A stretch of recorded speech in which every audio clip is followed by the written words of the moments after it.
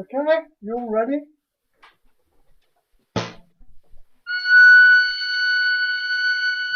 As you note, introduction first. We played through twice. People need to mute. One. Yeah, everybody needs to make sure they've got their original sound on. Original sound on the top left of your screen there, and then mute so that we can. Right, there we go. Okay, can you hear me? Pardon? Can you hear me? Right. Okay, we're going to play it twice through with a Tabor introduction both times. Okay, this was collected, I think, from Derbyshire, the Gresley manuscript. And here we go.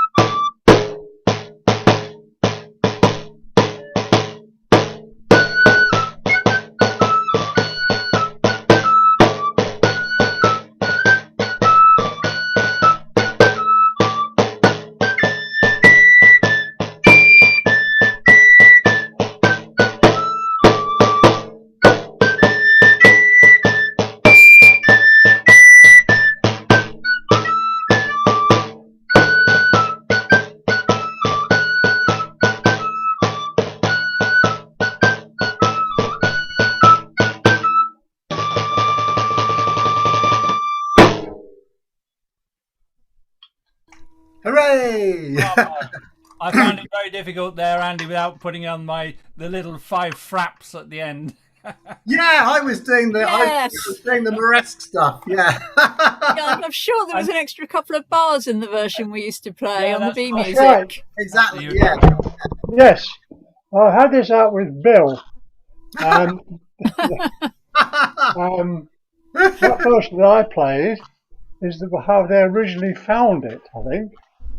The version with the extra 2 bars, the 2 bars were put in to fit the dance steps.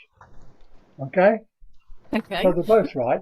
Well, as far as I understand, there was an error in transcription. Fair enough. Yeah. Also equally plausible. So there was a somebody did a transcription of all the Gresley stuff, and they made an error in the transcription. However, this was the first widely available copy online, and so that error got copied and copied and copied, and so so people did do dance things which fitted that, including us. Including us, yeah. Yeah, including us. We like it because it works, doesn't it? Yeah, it did work very well. But it was an interesting. It's a great tune, I think, and I love interesting it. mode. It's not your average mode, is it? And the moral is, never assume if you find a tune 10 times the same on the internet that it's right. They probably all got it off the same person who put it on the internet wrong in the first place. That applies particularly to Morris tunes, which people have transcribed from Right, Malice. we do another one. Okay. Oh yeah, Terry. Yeah. You fired us up now. Yeah. Yeah. What have you got for us now, Terry? Oh yeah. Now this one. This is an interesting one. And I was first taught this dance by His Worship Andy Richards, and he taught my group it. You remember? And we did it 3 times through as a Almain. Is that right? The old Almain. Oh yeah. And the first time we Which Remember, page are we on? first verse we did it slow. The second verse we did it faster. And then the third verse was alpha leather. Yeah. And then we slowed down at the little ending bit. Which one are you talking about? Now that's one way of doing it. Terry, We're not going to do it that way today. Terry, Which Terry, page? The way I've heard it which one are you talking also on the internet as sort of a playful dance. La la la la la la la la la la la. People clapping this one. You haven't told us which Yeah. one you're talking Which about. one it is? Which one is it, Terry? Which tune? Sierra Zula Marizula. Where is it? Page 4. Thank you. Thank you. Okay.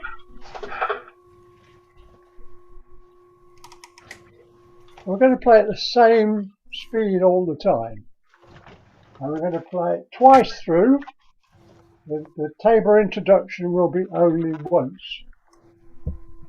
So you play the Tabor introduction, then A, A, B, B, A, A, B, B, and then a final A to slow down. There we are.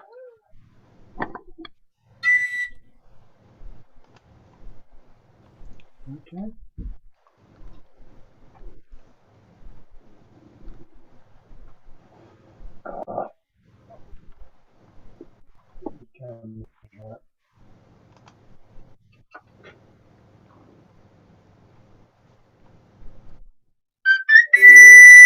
Higher note this time. Living dangerously in this one.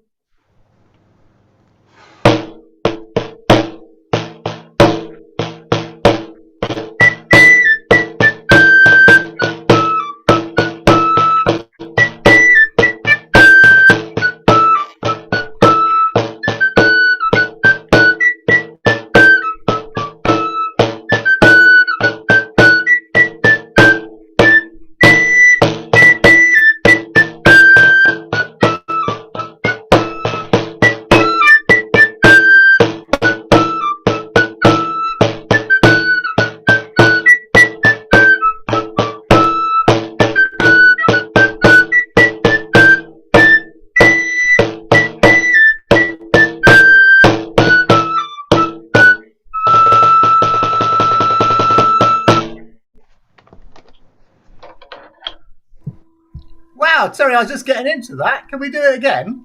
Yeah. Faster. No, well, whatever you think. It's really nice. Love it. 3 times. Yeah. Like you taught us. Oh, Like what you taught us, right? Slow, faster, and one in a bar at the end. Woo.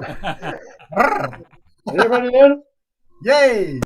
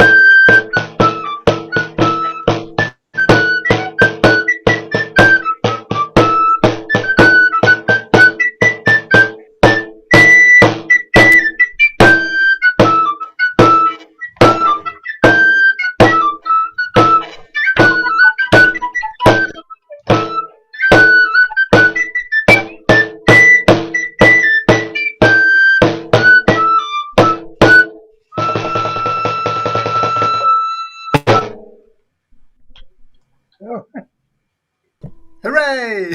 Fun. That was fun. Fun. it's all your fault, Andy Richards. I'm sorry about that. You had some great dancers in your Staffordshire early prancing Renaissance troupe thing, didn't you? They were great. Yeah. Can I just make a quick announcement? We've got 5 people joining us on YouTube at the moment, and if they look to the right of their YouTube screen, if you don't have it fully expanded, you'll find the chat, top chat, and you can put you can join the chat and I'm monitoring that chat so I can pass stuff from the YouTubers through to the Zoomers. There we go. And welcome here. Lynn's just joined us. But we can't see Lynn. Lynn, you can switch on your camera if you like. I've disappeared and Atsu has switched on, but he hasn't put his camera on. But he usually doesn't really get going until an hour in. He's probably doing squirrel stuff, isn't he? Well, I don't know, but it's still siesta for the first hour. He's siestering with the squirrel. Lynn, and I think Lynn is a new member. Yes. Hi, Lynn. How you doing? Yes. So welcome, Lynn. We did have Paul Larson appear just for a few minutes and then disappeared again. I don't know. I hope we didn't frighten him off. Aha. So we're using tunes from this book today, and it's a good one to have. Terry's book. Yeah, not solely tunes from that book. It's just that it's a bit of a focus for us if you want to learn new tunes. But yeah, volume 2. Volume 2. Please feel free to play anything from any period, and not in any books. Yeah, absolutely. As long as it's table piping involving, then it's awesome as far as we're concerned. Haha. Right, who do we have up for doing the next tune? Yay, we've got Neil.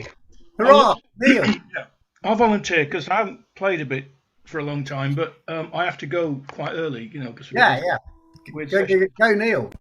Right, so this is apparently by Claude Gervais, who was active in the 16th century. But I was so impressed with this that I did get some more stuff by him, and I couldn't find it, so it might not be. But anyway, it's Brol de Champagne number 9 in E minor. And then there'll be Mambo number 5. Mambo number 5. Fair enough. Yes, I get everything sorted out here. Okay, right. Yeah, Terry, you need to mute. So do I. Yeah. And a quick hello to Atso, who's just signed on there, and Ziggy. Hi, Ziggy. Hi, Ziggy. Hi, Atsu. Woohoo! Right. Where are the squirrels?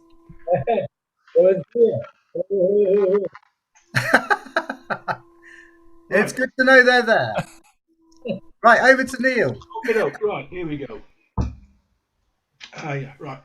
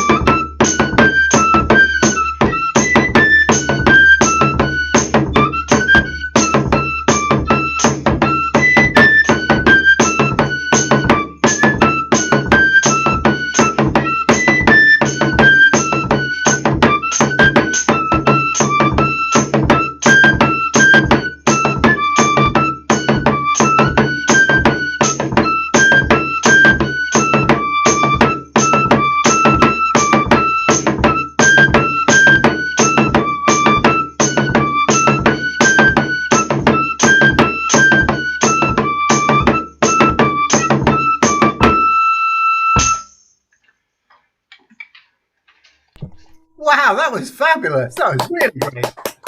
Lovely tune, that, Neil. That's really awesome. Really nice. You ought to post a video of that. That's really awesome. I think that should be girded as well.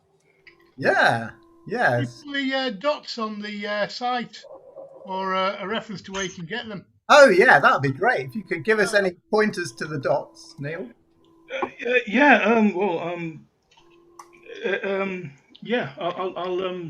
email them. I think I can do that. Yeah, I should be able to. Yeah, I can do that. Yeah. Really great. Yeah. Do you think there's any chance of you posting a video of that? Because that's really nice. Possibly. Yeah. You sound as confident as I am about such things. There is in fact a name for it. It's something I coined a while ago. It's called technology. Technology. I'm going to get a T-shirt made with that on it. The knights of the world unite. Definitely. Ooh, creak. Right, who's up for the next one? That was really fabulous. Oh, it's MJ. MJ's going. Yay, MJ. Go, MJ. Hurrah. Okay, well, this one isn't in any books. Well, it's in loads of books, actually, but none of the ones that we've got. And it's a bit more modern. It's called the Sloop John B, and I'm sure you all know it. But the thing about the Sloop John B is that there's about 5 different rhythms being played underneath the tune if you listen to anybody sing it. So some of them are very simple, like a couple of beats per bar or 4 beats per bar.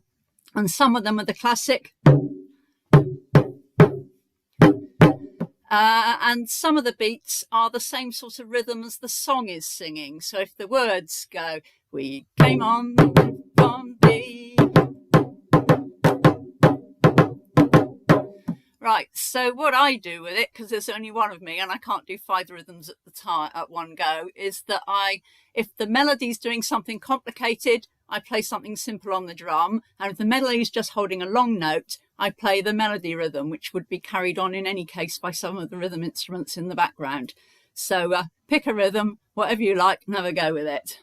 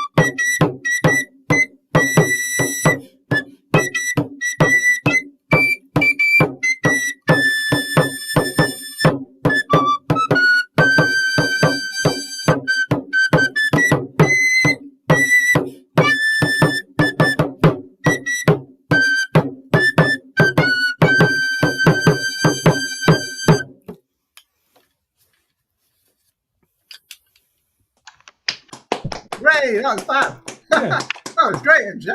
That was really interesting. Wow, I'd never have thought of playing that. It's really nice, isn't it? Doesn't have very many notes in. It's dead easy.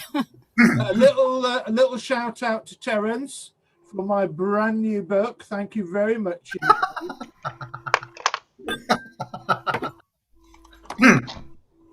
Hey, Bill. Bill, it looks like you're not in the field of the cloth of gold anymore. You're in some kind of brutalist urban landscape. Is that right?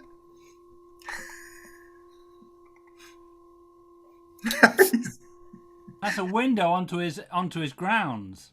Oh, onto his. Oh, is that what it is? I thought it was kind of a bit urban because of his hat. But No, yeah. not his grounds, onto his estate.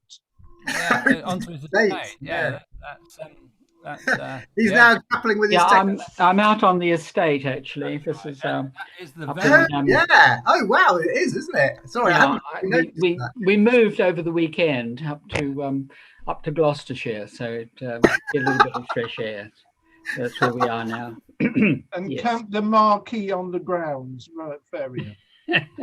Yeah, we left the marquee there. That's been there for several years actually. So, Bill, I thought you were going to dress today as Tabard Man, but not obviously not today. No, today I'm Beanie Man actually. Sorry. Tabard Man is very excited. Tabard Man's been appearing in his risque costume on the Book of Hours Yeah. Facebook page. I can't get my camera down low enough. To see Yes, we're going to have to settle for this. Excellent. Right, who's playing next? Who have we got next? Who Am wrote? I? Well, look. Okay. I have nothing unusual or new, but this is what this is one for Terry. Hang on. Hooray! To explain, where's the drum? Oh, here.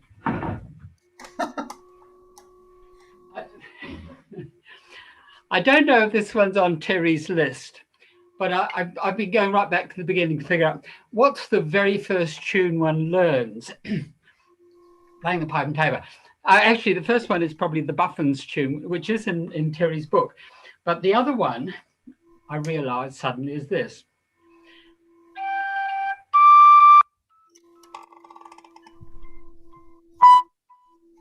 Bill, you have to switch on original sound. Yeah, sorry, I'll start again.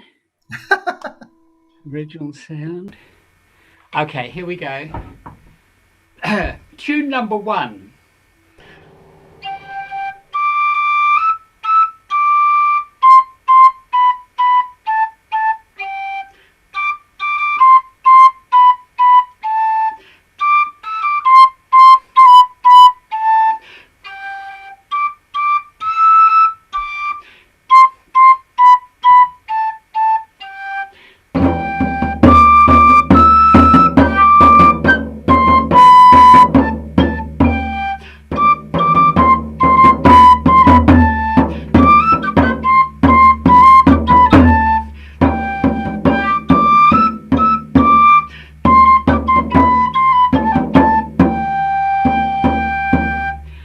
Then the clever thing is you have to do it in the other in all the other rhythms. So that was quite an aria rhythm.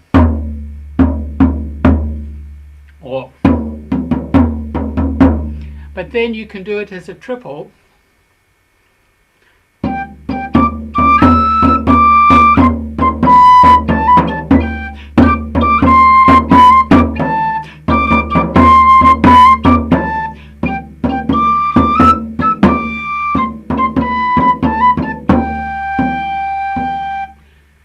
So that's Piva rhythm, bass dance rhythm.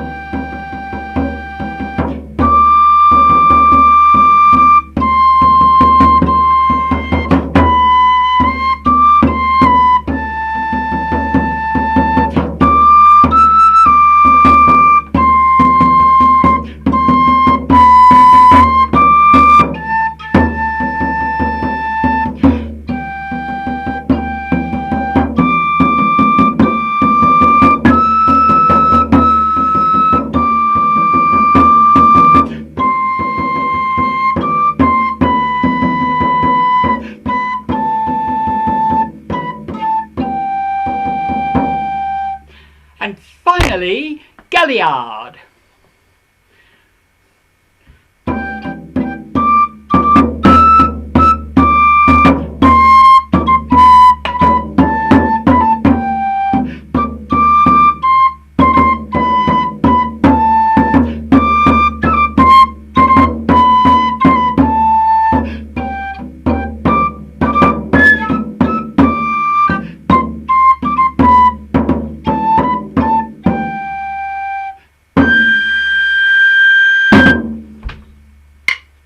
That's really fun. Thank you. The thing is, it's all just you're just playing the scale. All the notes are there on the basic scale. Oh, the one I forgot. Yeah, there's the minor key one. This is nice, actually.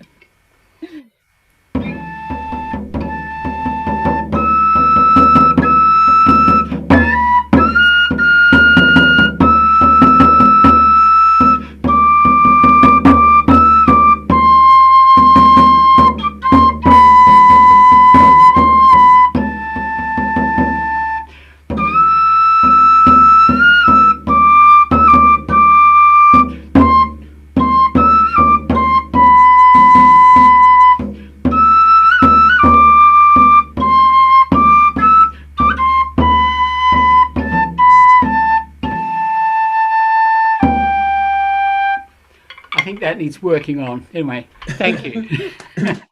Hey, that's fabulous. That's Mambo, good. Mambo. A few years ago at Gloucester one year, there was a French woman who did loads of Renaissance dance rhythms. Might have been medieval, but I think the Renaissance, using exactly the same tune but with loads of rhythms. But for each of them, she had about, say Galliard, she had about 3 different ways of doing it. I don't suppose anybody made comprehensive notes, did they? At the time, it was way beyond me. I didn't make notes, but I think you're right. I do vaguely remember it. But it's just a very nice idea. You take the simplest of tunes, and of course the other thing you can do is the innumerable variations you can do just on the notes, because you're still just playing on the basic scale with very little harmonic changing. So yeah. That was Avery Gosfield. Avery Gosfield. I think it was Avery actually. Yeah, It wasn't Avery. It was a French woman. Well, it's Avery Gosfield did a workshop on all those different rhythms. Yeah.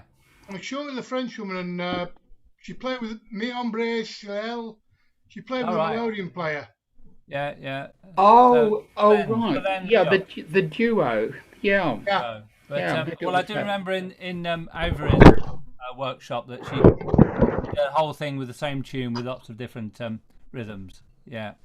I think I gave that a miss because I knew it was way beyond me. If it was the duo, it was Sigrid and Solène. Yeah. That sounds right. Yeah.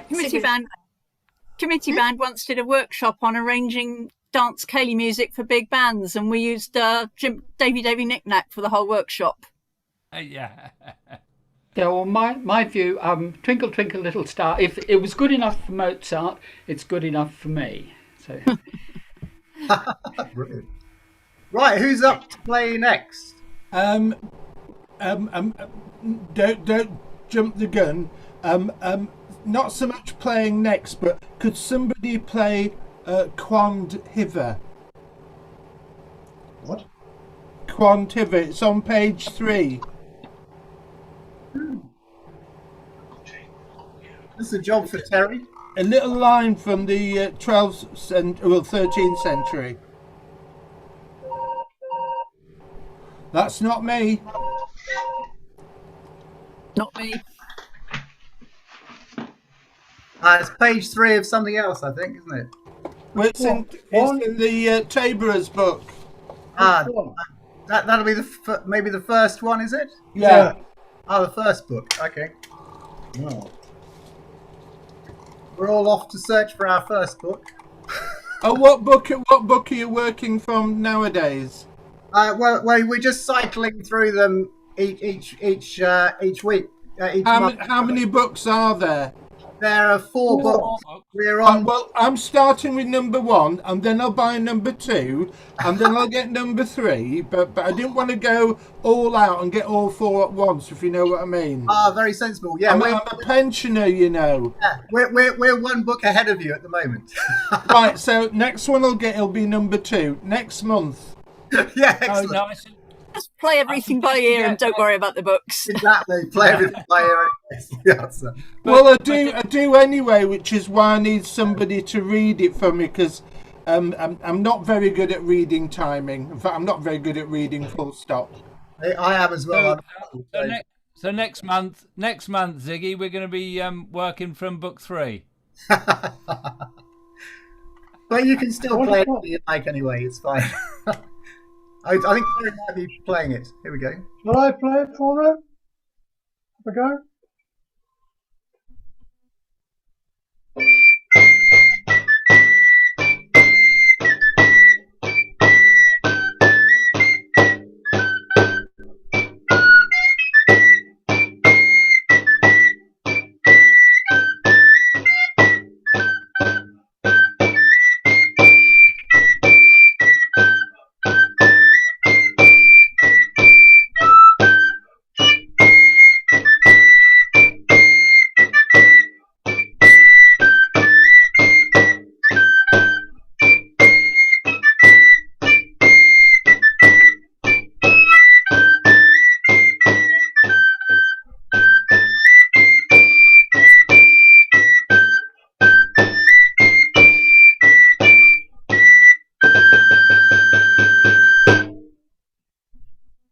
Okay. Yeah. Really. That's a really nice one, actually, isn't it? I really like that. Hmm. It says here, my version, apparently it comes from 1230. It says about 1230, not 1230, but 1230 as in AD. All right. Sorry, 1230 CE. CE. Very good. Very good. Right. Who's up for playing next? Do we have a waving hand? Oh yes, we have Gillian. Hurrah, Gillian! Yay. Go, Gillian. And mute Terry, please. There we go. Right. This is one of the Beggars Opera tunes, page 24.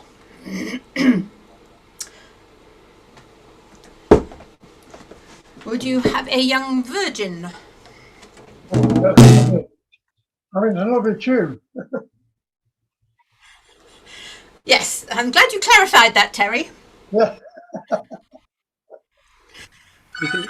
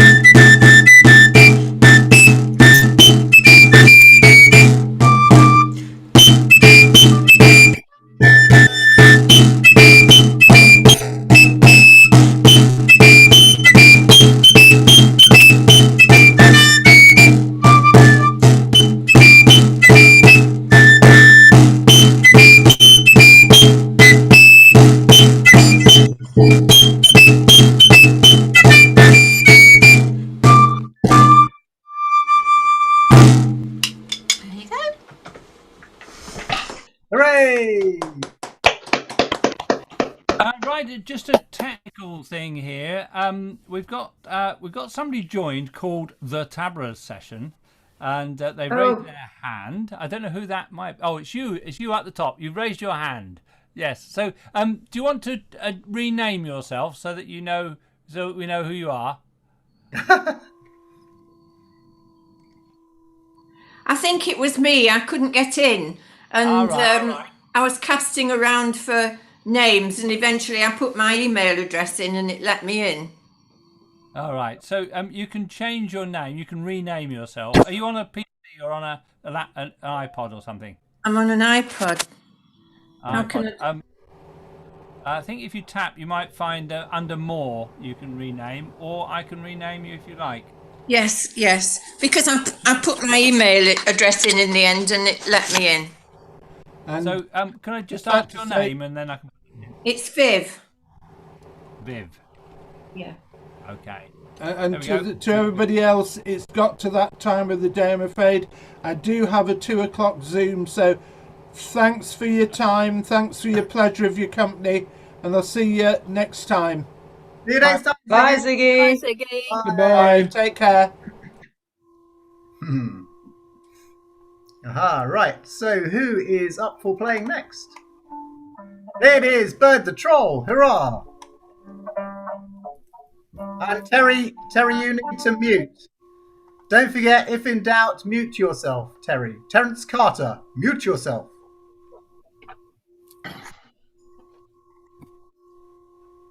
Hurrah!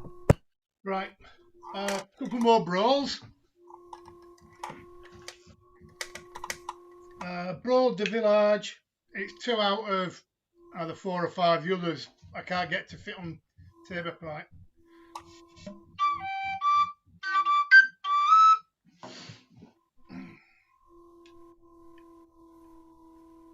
Hang on. Bloody thing.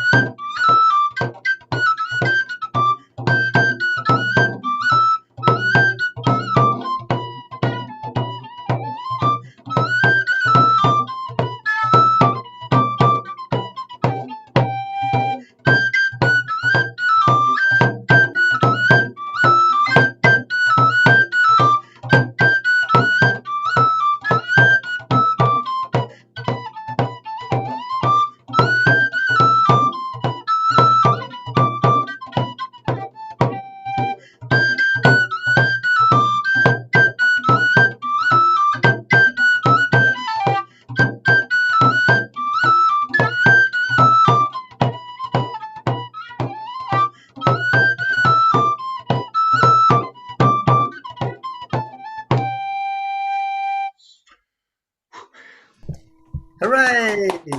Wow, that was nice. I always love your favouring Bird. This is fabulous.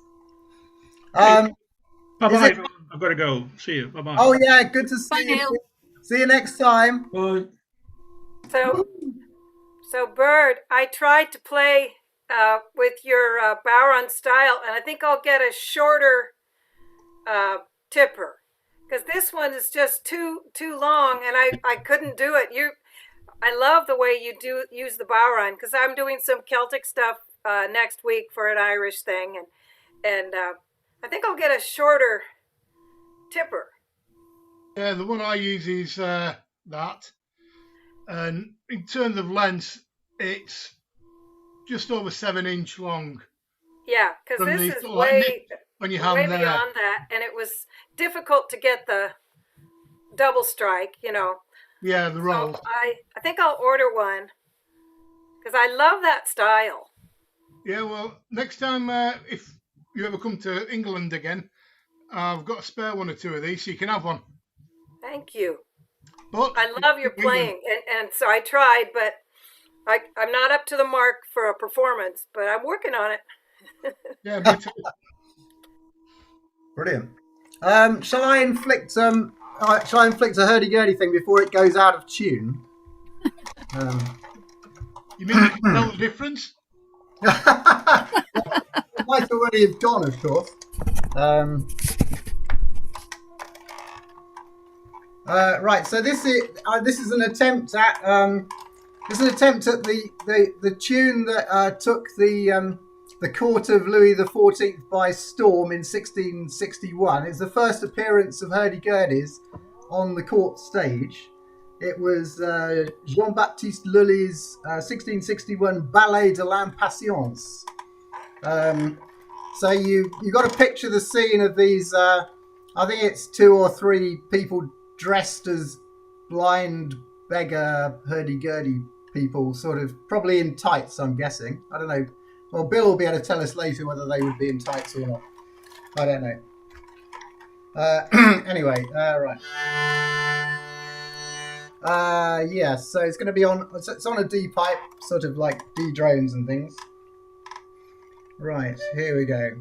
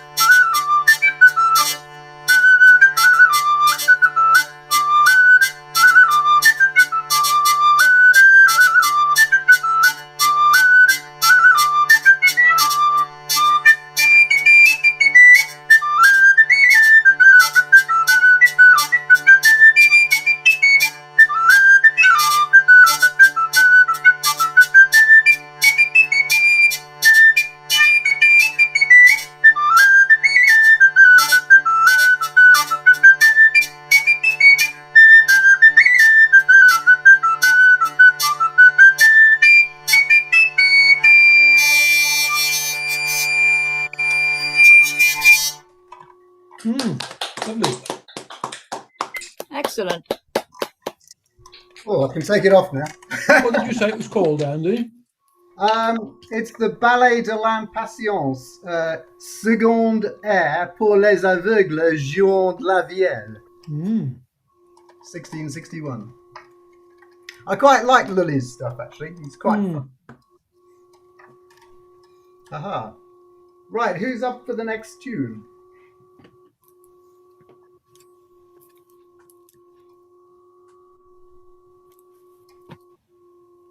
Oh, Elizabeth seems to be testing something. Are you up for something, Elizabeth? Yes. There's. I like this book with the harmonies. The one for Tabor Pipe Ensemble, and one of the pieces I played in my little concert piece is Pasa el Agua, my Julieta. It's page 4 on the ensemble bit, so people could play along. The rhythms are kind of tricky, and I don't take the repeats. I only repeat this middle section, but and I'll play it on a D pipe. I like the rhythms; they're lots of fun. Pasa el agua, ma Julieta. Come across the water, Juliet. Page 4 in the ensemble book, and you could play a low D or a G pipe to harmonize.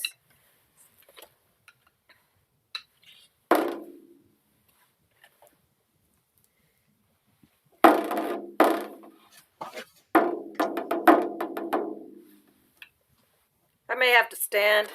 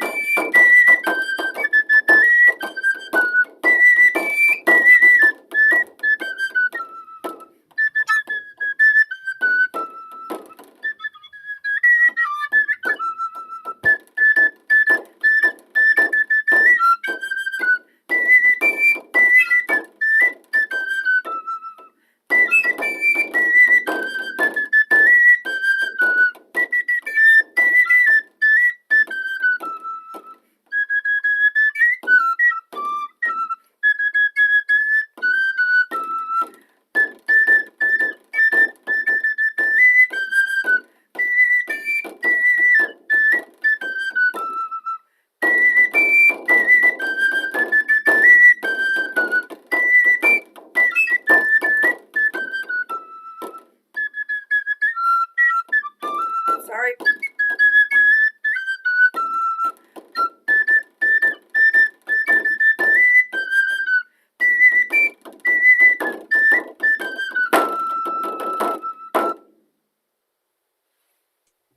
For that middle, thank you. For the middle section, you have to stick your little finger on the end. That's one of those wonky notes. So I'm working on it. That was fun, thanks. That was great. So wait, which book was that in? That was in... So there's, Terry did the ensemble book. Did he? It has lots of parts. So it's music for know that Tabor Pipe Ensemble. Wow. And It's also in book 2. Is on it page good? 2. Page 2, book 2. But it's not quite the same. The second part is a bit different. Yeah. Well, I've seen it Repeat the before beat. without a repeat in the first and without a repeat here. But that middle section where you have to do your G sharp, you have to put your finger on the end just slightly, and then switch back. So I get, it's fussy. Yeah, very nice though, isn't it? Lovely tune. It's fun, yeah. I'd just say we've got quite a few people watching on YouTube now, YouTube, and just a reminder that you can, if you not minimize your screen, but if you don't have it full screen, you can see the chat alongside. We can all say hi to Jim. Jim Grant is on there. Hi, Jim. We're having a chat with Jim.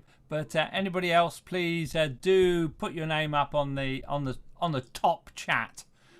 beside the screen, then we know who we've got there, and you can be part of the scene. Yes, join the conversation. Hooray! Right, who's up for playing next? Not playing, but got to back out. Sorry, folks. Nice to see you all. See you next time. Yeah, see you next time. Bye. Bye.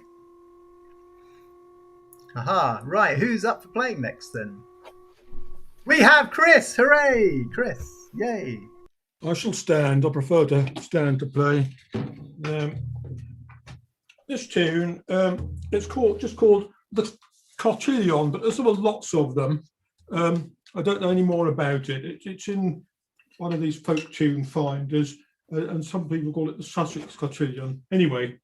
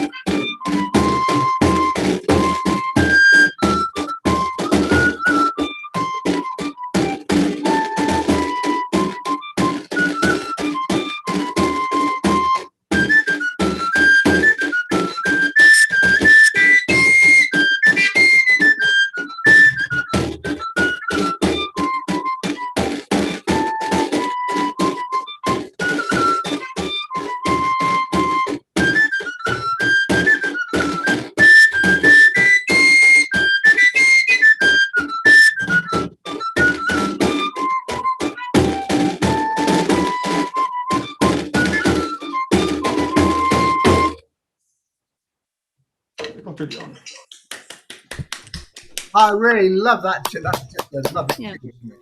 New Esperance use that for a long phrased field town dance, and we put the slows in the front of all the figures. A bit like extending it like Dearest Dickie, only more so. Yeah, right. Wow, that'd be great. Yeah. It's just such a super tune, isn't it? And I just love the fact that it seems to just demand little twiddly bits of ornamentation as well. Yeah, I hadn't heard it before until about a week ago, and somebody played it on the accordion at a folk session I go to. I thought, I like that, so I've learned it. Yeah. Oh, it's so nice. Yeah. Really, really good. Haha.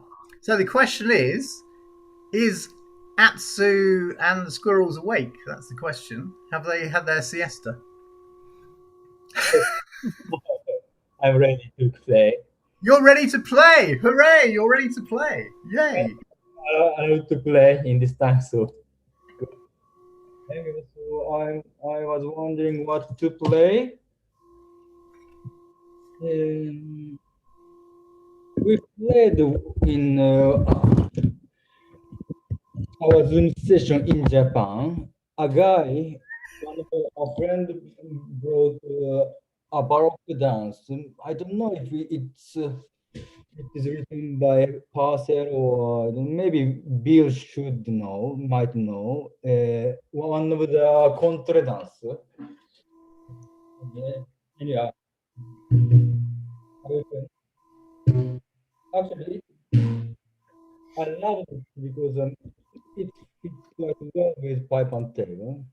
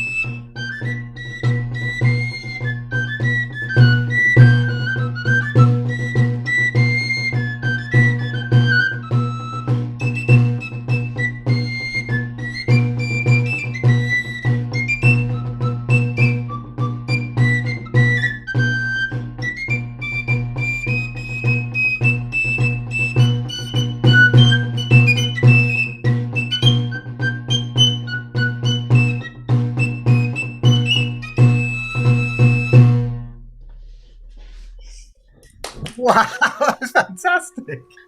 That's brilliant. Wow. Love that.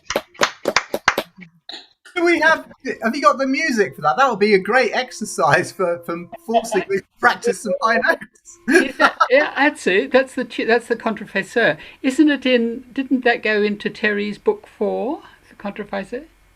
Oh, is it? Is it in your book 4, Terry? I haven't got it here, but I have a feeling it was one of the opera tunes that went in. Anyway, it's called Contrefaçeur. It's there is a dance to it. I'll play. I've got a similar one from another French opera. Oh wow! Which is it's called I think it's the Marche de Scaramouche. Anyway, it's from Europe Galante, and it's the Turkish march. We think of it from Europe Galante. It's in wow. book 4, page 4. Oh, fantastic!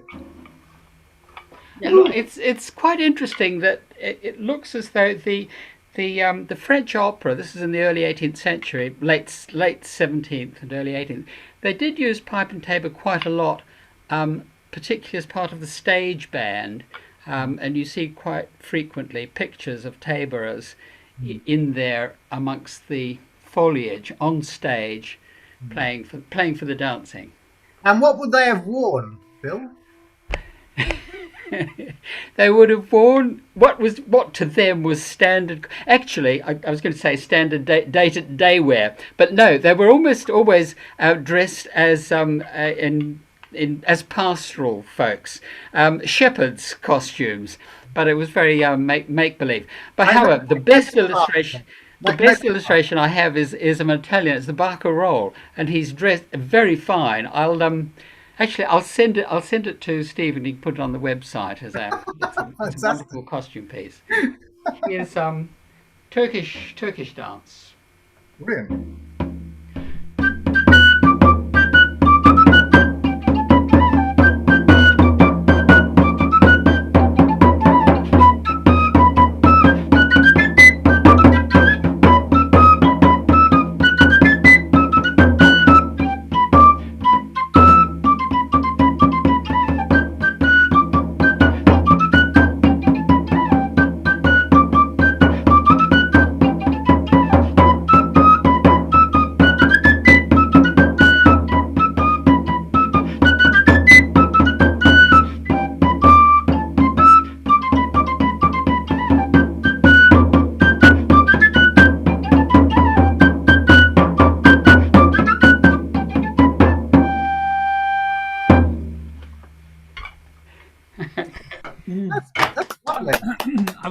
question for Terry. Question for Terry from the YouTubers. Terry, is the ensemble book still available? That was a face that told 1,000 words. I didn't know it was ever available. So. Limited edition. I've still got the file, and I've got a copy myself. That's the only copy there is, I think. I got a lot done for Tim Cranmore. About half a dozen. That was all I got done at the time. I mean, if there's a demand for it, we can get some reprints. Or maybe have it as a PDF download. Yeah. Yeah, that's another way of doing it. Yeah. Yeah, there are 15 tunes on it. None Such and Quem Pastoris and a Ronde and a Bourrée, a Volta. Yeah, PDF would be good. Woohoo. If Terry doesn't mind. And by the way, we've got Rebecca watching. Yes. So watch out, Bird. Rebecca's watching. Rebecca, do you have Bird's knackers with you? Knackers.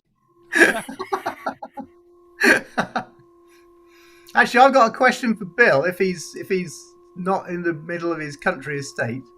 Well, he was lying down in his deck chair, but here he comes. Yeah.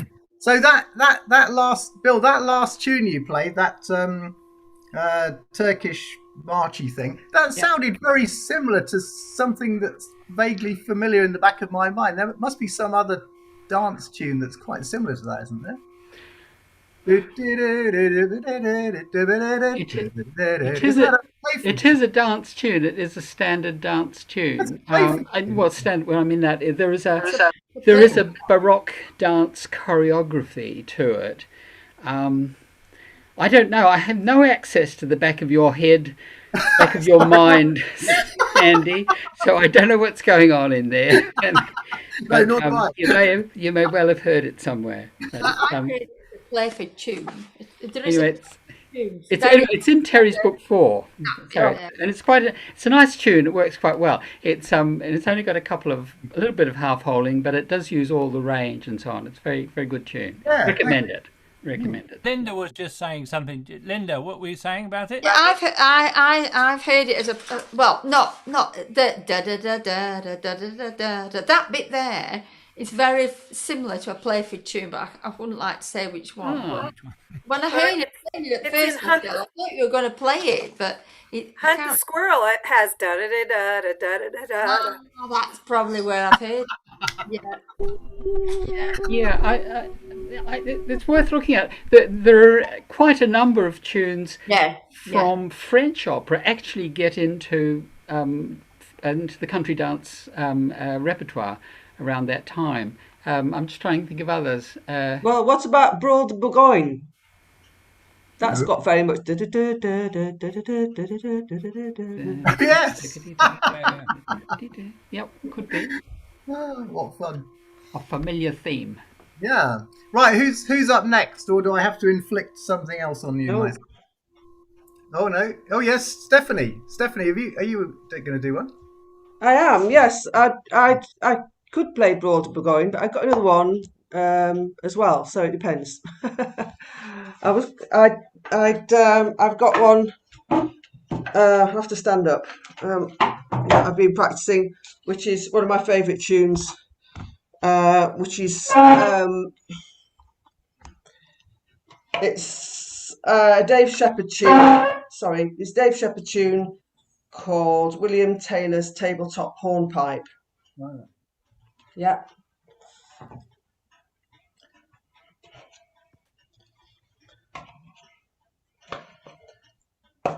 I'm practicing. I've still got this silly little drum. I haven't got a proper tabor yet, so I'm waiting for somebody to help me with that. But I'm trying to practice with it sort of higher up because it was down below my waist before.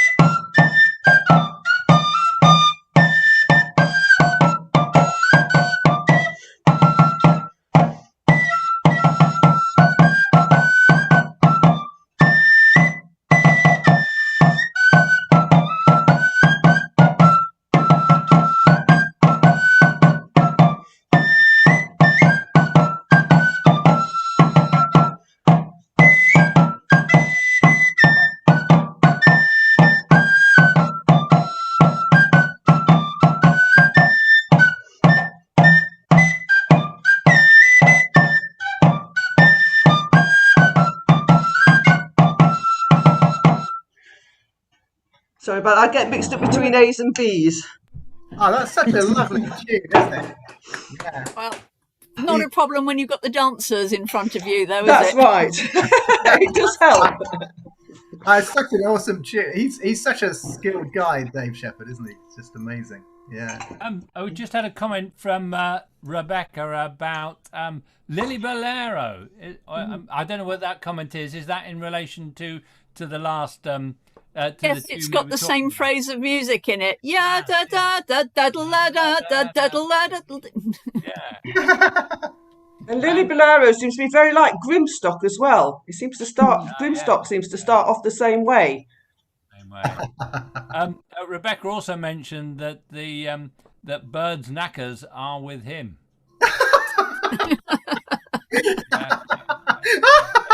Firmly attached, I hope. Apparently, keeps them under his chair.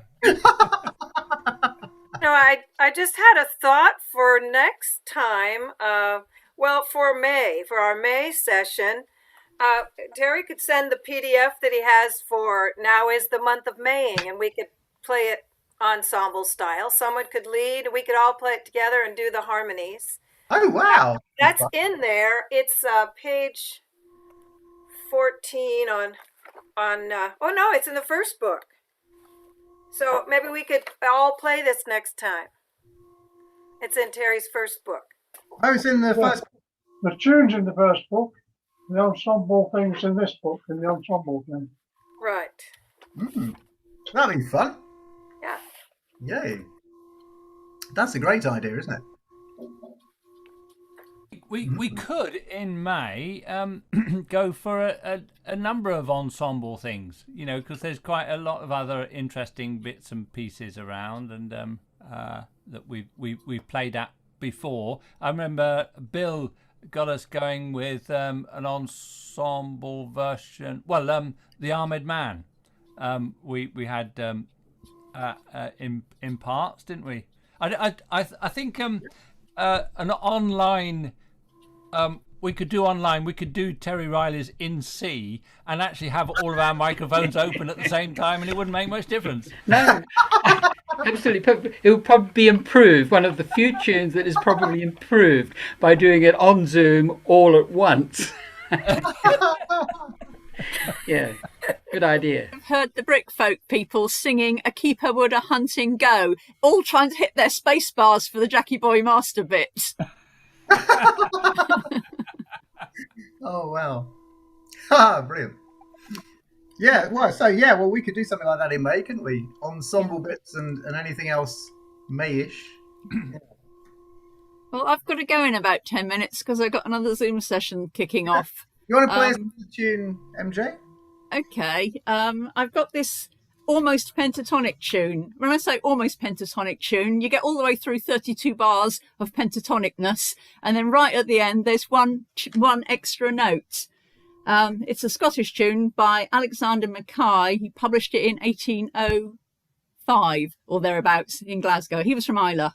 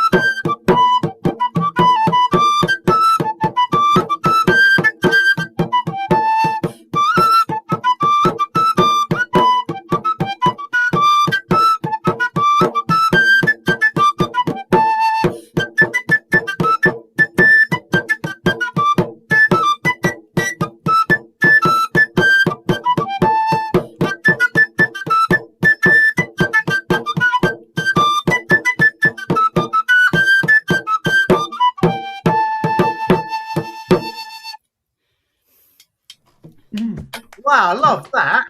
Where can we get the dots for that, MJ? That's awesome. Well, it's not online. I've been looking for it, so I'll have to send them to you written out or something. It's called The Braes of Glenorchy. And Alistair Mackay was known as the musician of Isla, according to the book I got it from. I got it from this book of Scottish fiddlers' jigs. I'm pretty sure he wasn't a fiddler, though, judging by the sound of that. That sounds very much like a pipe tune to me. I love it. I love it. Yeah, if you have a chance to send the dots, that would be awesome. Yeah. Yeah, it was originally written out in G, and although it had a load of G minor chords to it, it doesn't really sound like a minor tune, but it's kind of difficult to tell when there's no thirds in it at all.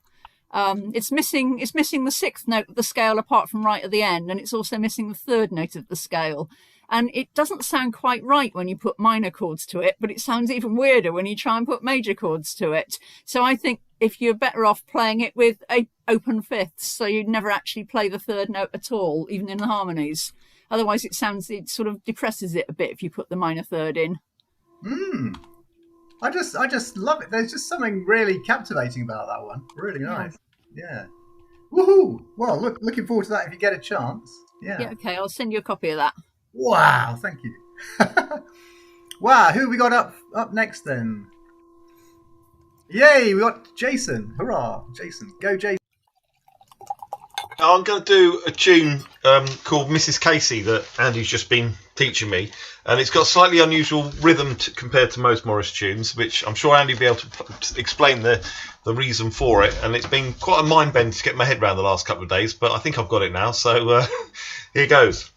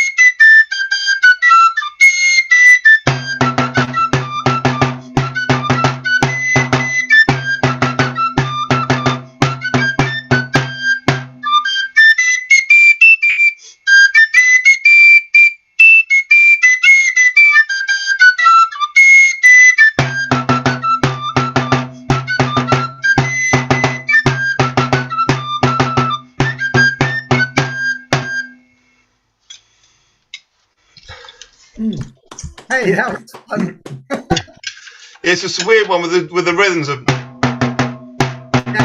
Heel and toe stepping, yeah. I was heel and toe stepping in my head as you were tabering it. Yeah. All right, good. So it works. Yeah, definitely. Good. Yeah, it's a tricky one to play though, isn't it? Christ. It is, because the notes don't the notes feel they should be going. Yeah. You got to. It becomes very interesting. It's a bit like when we were playing Lee Ben's Distonis at the beginning. Andy and I always have the 5-note frappe on the end, because that's how we learned it. Which was, rather than being heel toe, it was heel heel heel heel heel heel.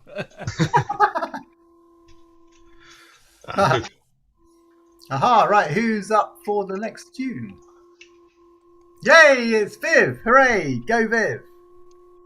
Right. Well, this is on page 2 of Terry's book 1, and it's the song written by King Richard I, lamenting his imprisonment and how long it was taking for the English nobles to raise the ransom.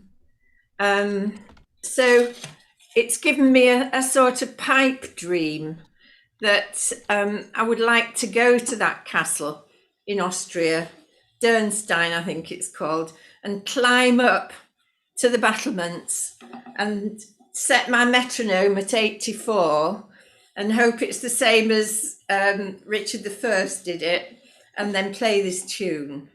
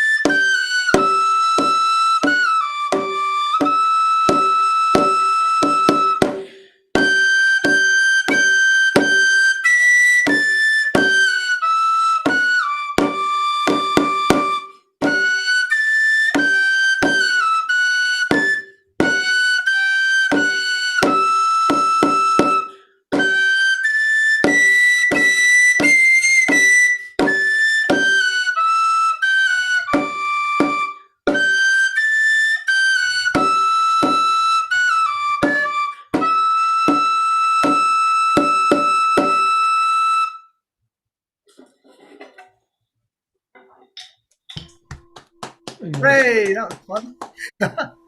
Jillian, is that the one that Rob sings?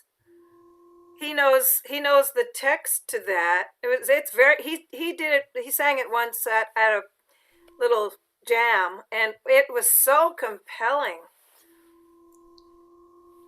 Wow, so you wanted to let your hair down from the castle to let him climb up, or whatever it was. No, that's wrong, isn't it? Quickly moving on. Yeah, no, that was great fun. What's the who's up for the next one? Do we have a next one? We got Stephen Langford. Yes, hurrah! All right, can everyone hear me? Can you hear me? You can. Good. Sorry. I'm going to do a book from Terry's first book. He tells me it's the easiest one in the book, but I'm still struggling with it. But let's see how we get on. You don't know till you try. It's called I don't know if it's called Buffon's Dance or Buffon's Dance. I don't know how you pronounce it. So what page is it, please? It's on. Oh, that's a good question. It is.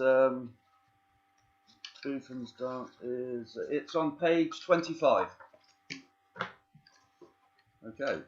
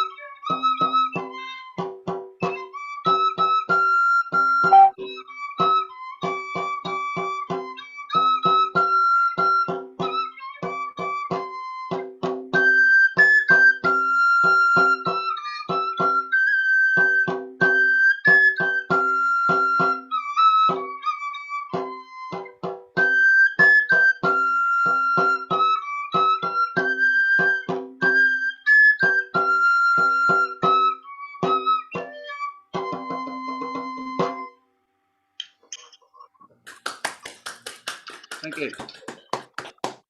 Hey, that was fab. That was great.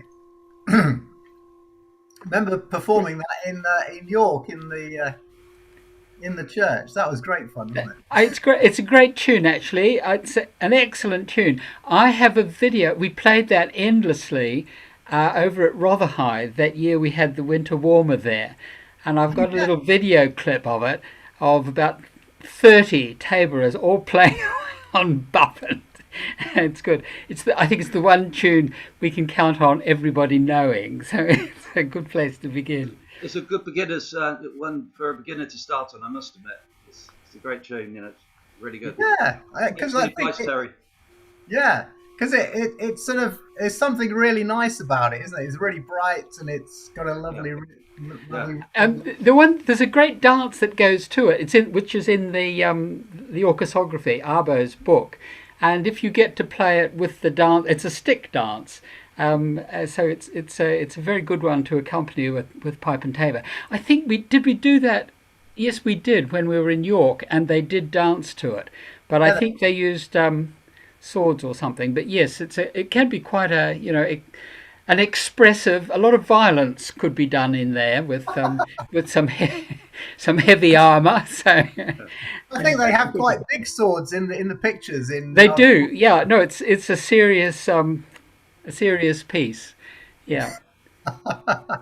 Great. I find it. I just find it difficult to remember.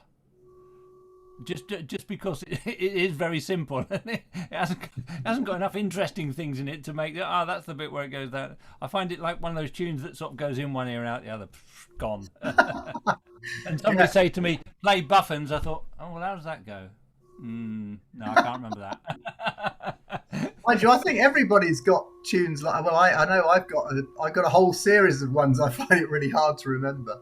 I normally try and make sure I'm standing next to Gillian so she can remind me how everything goes. Oh dear. I saw in Spain, one of my friends in Spain, on their tabor, they've written in ink the first couple of bars of all the tunes they have to remember, and the music written on the tabor looks absolutely beautiful. Oh wow, yeah. I mean, they do have a thing of like people like Alberto and Juanma. They always have beautifully painted or decorated heads on the tabor. Oscar Duarte, who would be marvellous to have coming to the festival. He's the one that plays the vulture bone pipes. Wow. His tabors look fantastic. Yeah, wonderful. Yeah.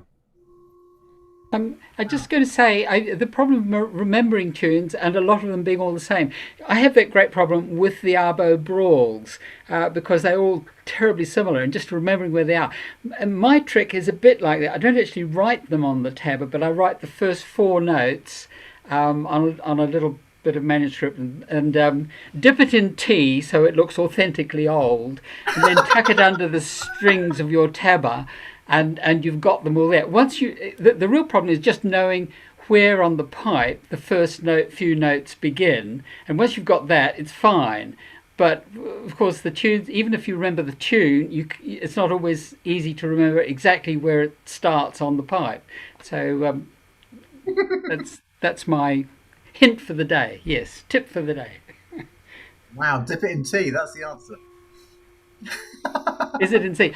Well, that's an interesting question because I've already I learned from the notes playing on a G pipe, but I think Terry's option of writing everything as if it were on a D pipe does actually make a lot of sense because it all fits nicely, triple clef and within the stave. But of course, we all play on different pipes. My favourite one is actually a pipe in F. So it makes no real sense. So I'm transposing all the time. But I think keeping it one key and assuming you're on a transposing instrument is... Yeah, I think that's pretty great. It's my French horn background. I play the French horn and everything was in the key of C, but just changed to crook. Yep. And it could be an E flat, B flat. Don't give Again, away the the results secrets. the same. Everybody thinks French horn players are really clever. Don't give away their secrets. All right, who's up for playing next? Who's up for playing next? You know, I just had a little comment. I use Jillian's system so that I know her system of all three. You don't write anything below it. O, if it's open, and I write little notes at the beginning of the tune, then it gets me started in the right direction. And she does a T for the thumb, I think, and a 2, you know, so I use her number system just at the beginning of the piece. Sometimes I use words. In the Bucknell tunes, a couple of tunes, Room for the Cuckolds and the Willow Tree.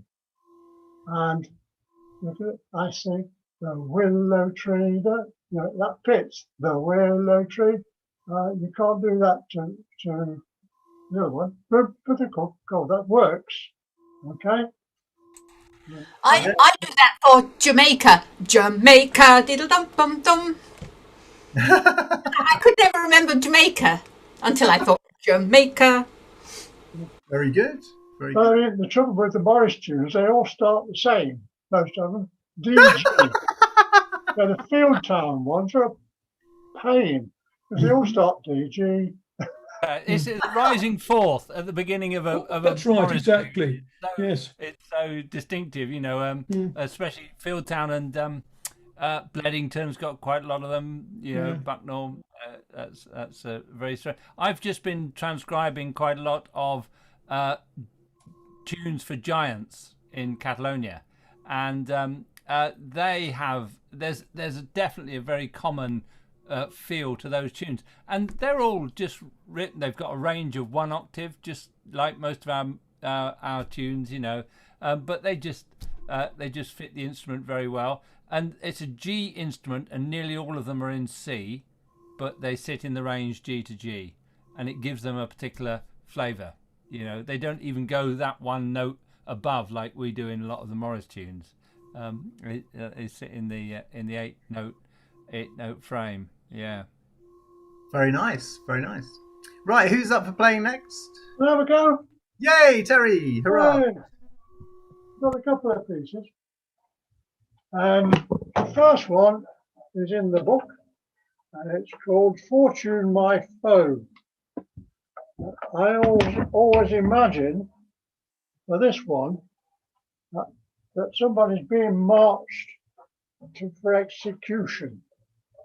You know, I think it was sometimes it was used as a marching tune when they marched the people to be hanged and things. It's quite miserable, and you might hear his head fall off at the end.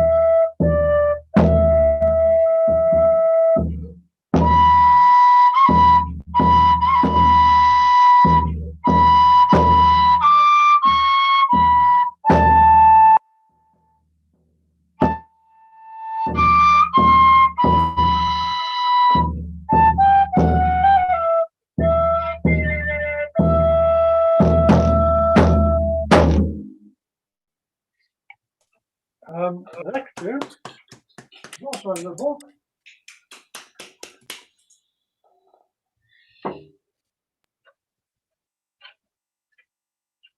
It's another dance.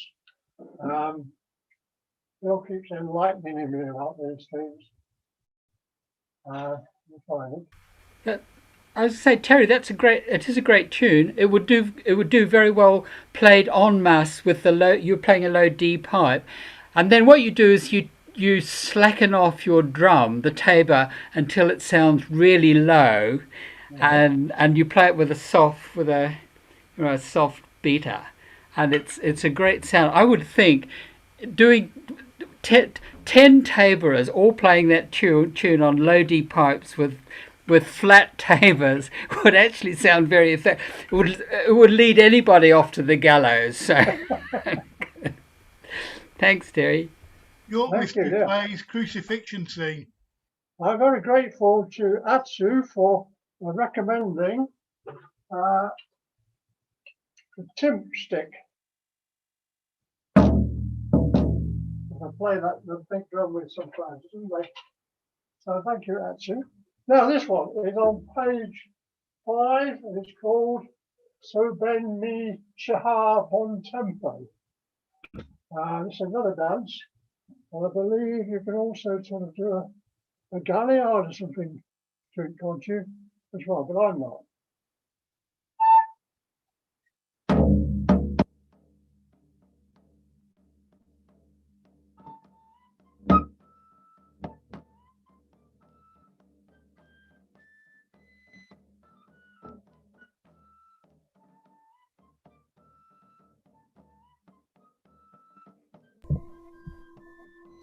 Terry, we can't hear you.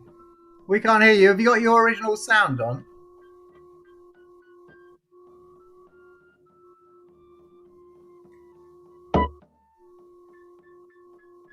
Terry? Terry, we can't hear Terry, you. we can't hear you. Terry, we can't hear you. We can't hear you. Is your original sound turned off?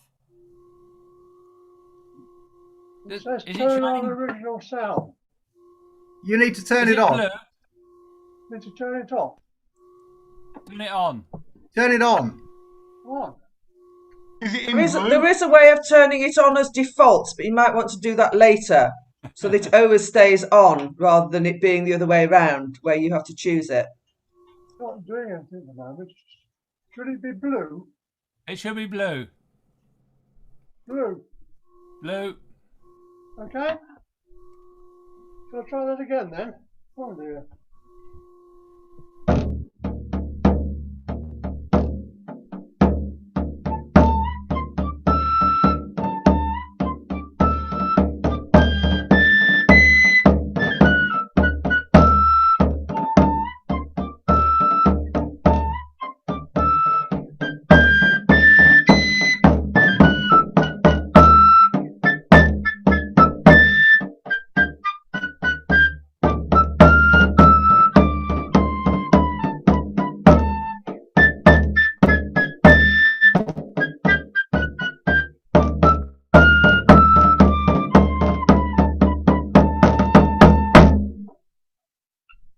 Okay.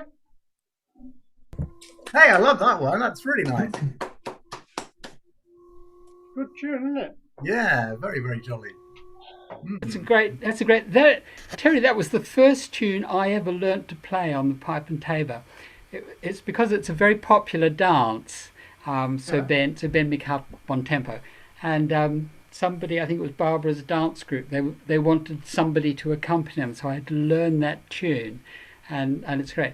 It's interesting because in the middle it goes the same tune, but it goes into the galliard.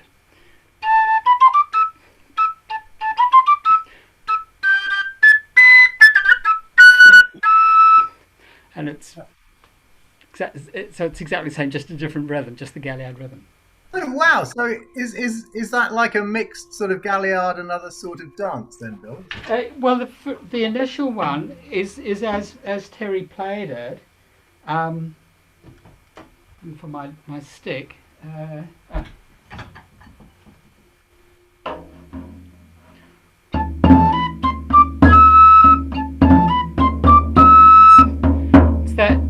That quaternario rhythm,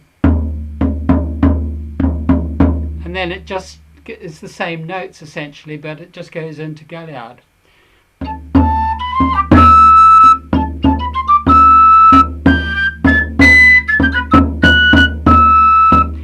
So it's virtually the same tune, and it goes. So the dance goes quaternaria section, Gallia in the middle, and then quaternaria. I think there's probably dancers on YouTube doing that. Have a look and see what's in. Yeah, really nice. Great.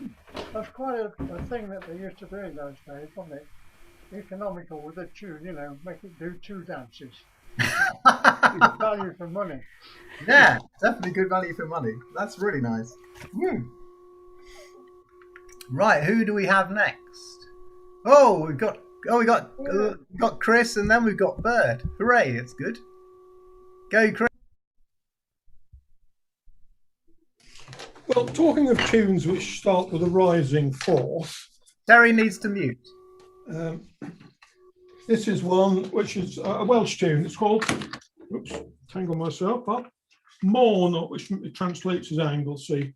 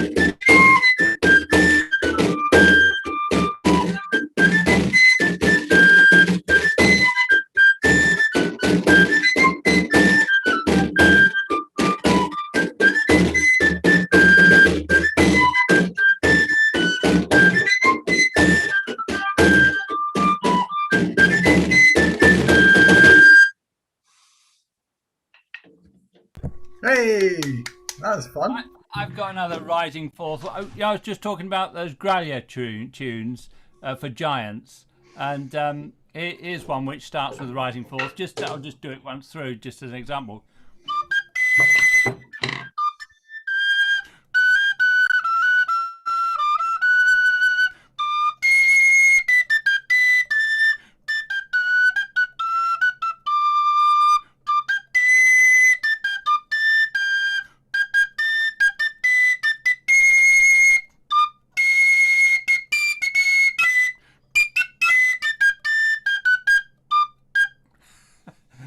Such a jolly tune. I love it. And the dance around to that, you know, and that one's called January. That's really nice. Yeah, really great. So it's Bird next, isn't it? We've got to pack them in now because it's nearly time to stop. This one's Bergamasca. She's probably Italian. And to me, it sounds like another brawl. So it's very similar to the ones I already played with hindsight.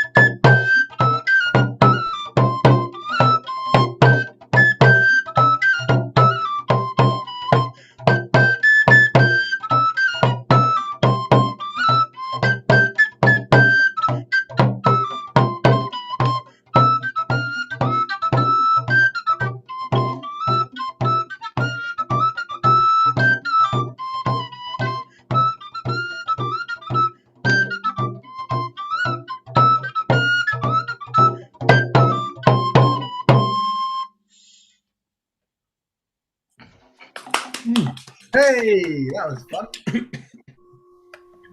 Aha.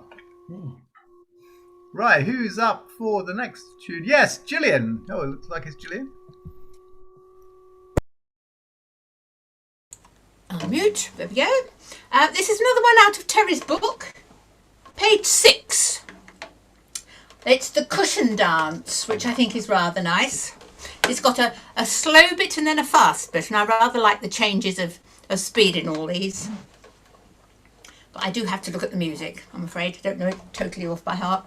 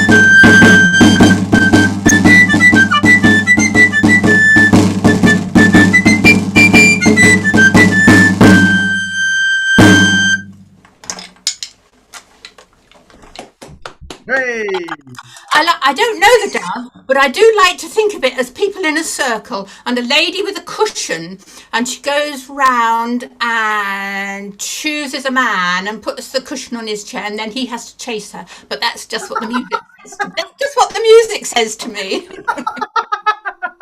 Good heavens. Am I right? Am I right, Terry?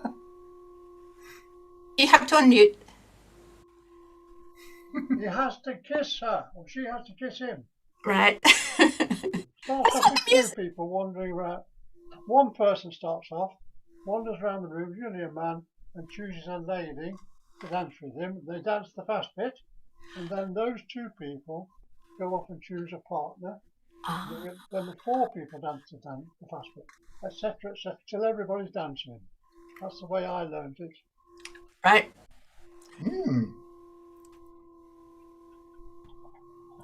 That's great fun, isn't it? Excellent fun. Right, do we have... Was it Stephanie? You had your hand up. Yeah, go, Stephanie. Woo. Well, seeing as nobody's played Brawl de Burgoyne, I think it ought to be played. So here goes.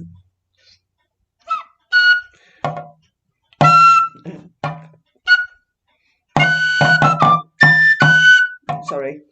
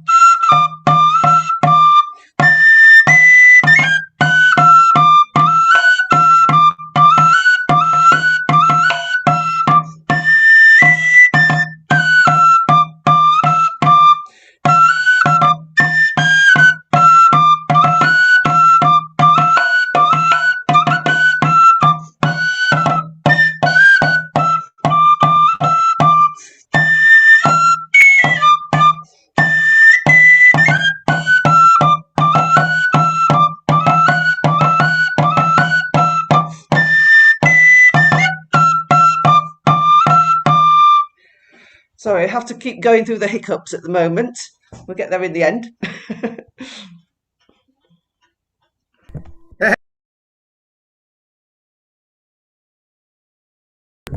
That was great fun. I do love a good brawl. Do we have one more before Hunt the Squirrel from anybody?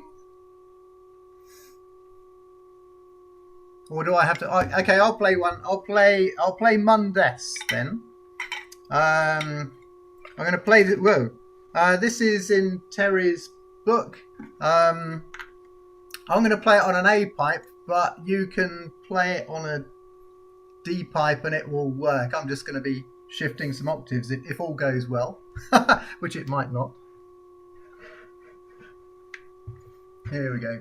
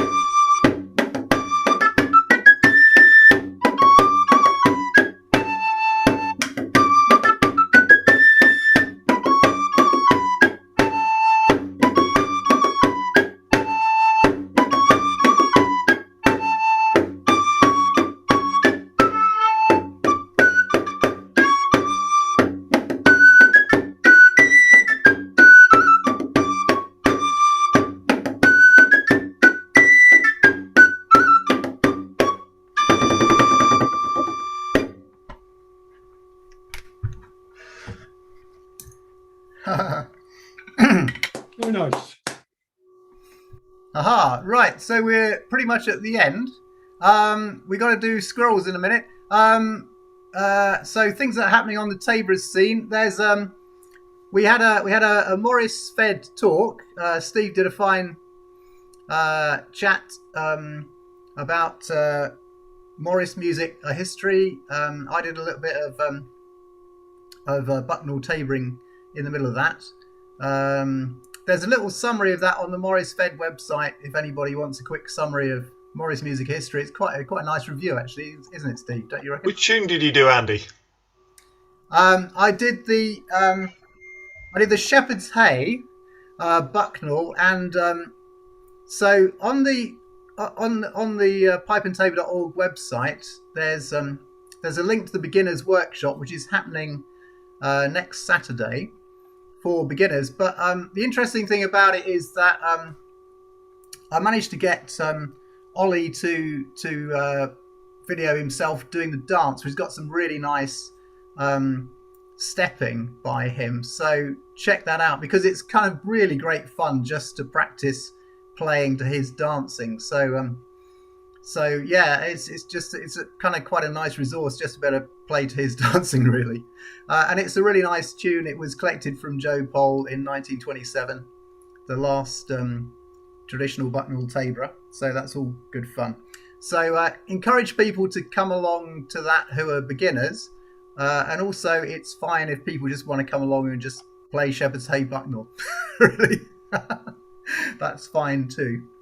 I will be trying to pace it, aiming at the beginners, and just very slowly learning the tune and all that sort of stuff.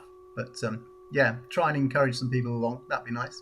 Right, have you got any announcements, Steve, at all?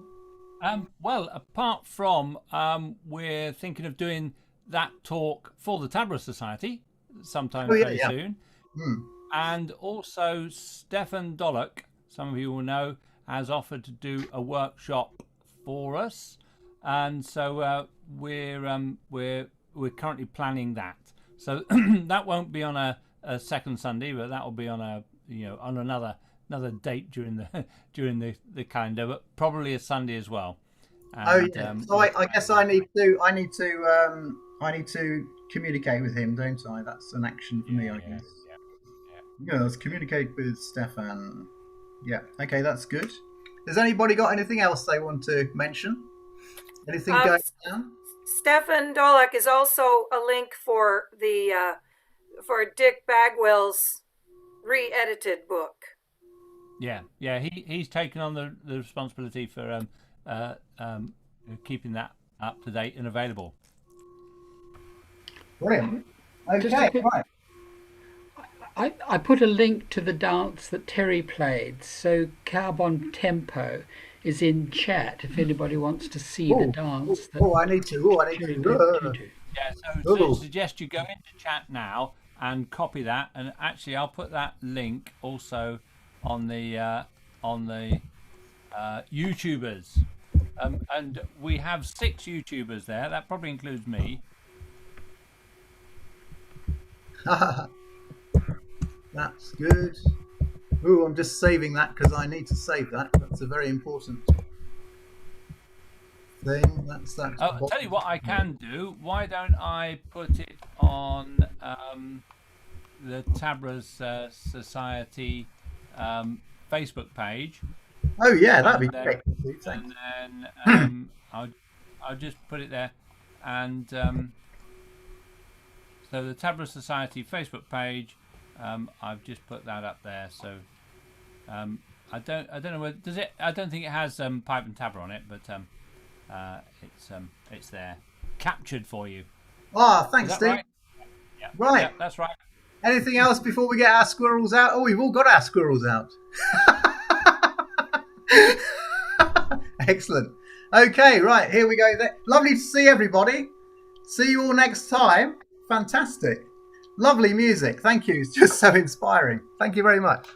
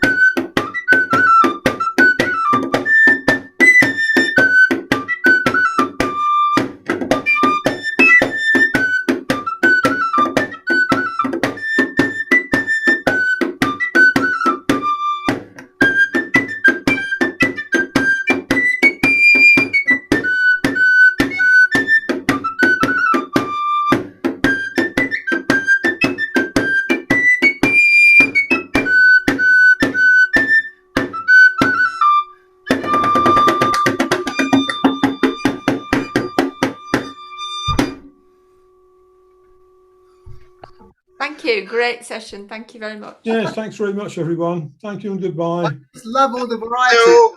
Thank you. Thanks very much. Really good. Really enjoyed it. Bye. Bye. Bye. Bye. Bye bye, everybody. Bye bye. Bye bye, everybody. Bye bye. Thanks, Steve. Thanks for everything. Bye.